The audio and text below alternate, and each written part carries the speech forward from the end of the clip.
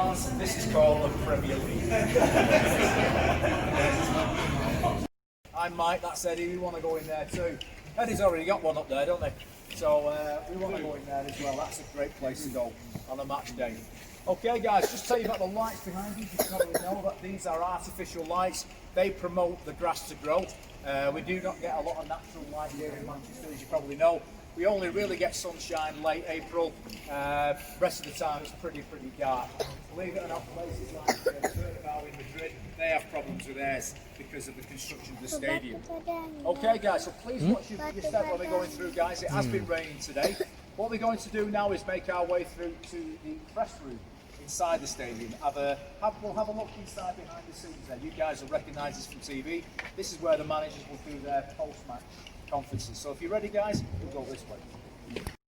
Okay guys, have you guys got any questions at this point? This is where Jose Mourinho did his little bit of a crying session. When he was questioned about his credentials in the Premier League, this is where he went, respect, respect, respect, I've won 3 times, and then he walked out.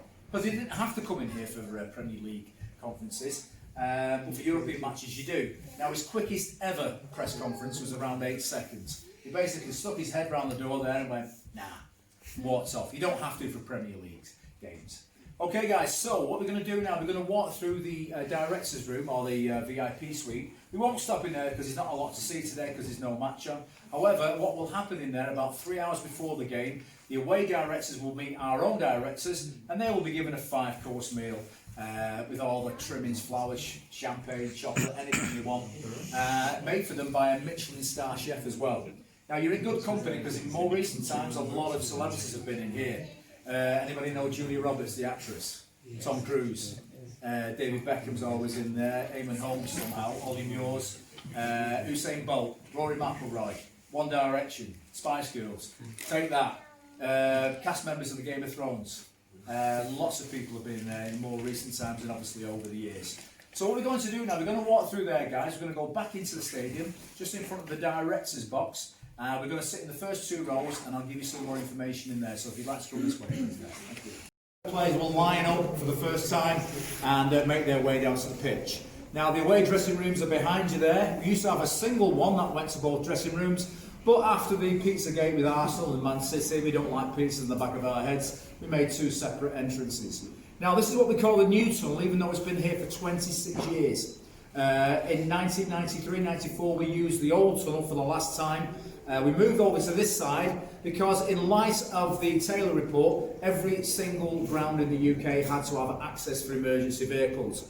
Now one of the reasons why so many people died on those particular days was because we could not get emergency vehicles onto the pitch. I think we got 1 at Hillsborough, which is absolutely unacceptable.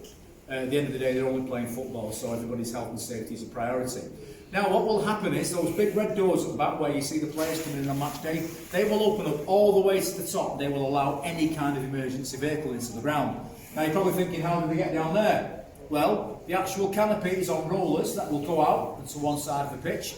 How do they get through here? Well, above me we have 99 fans in the family section.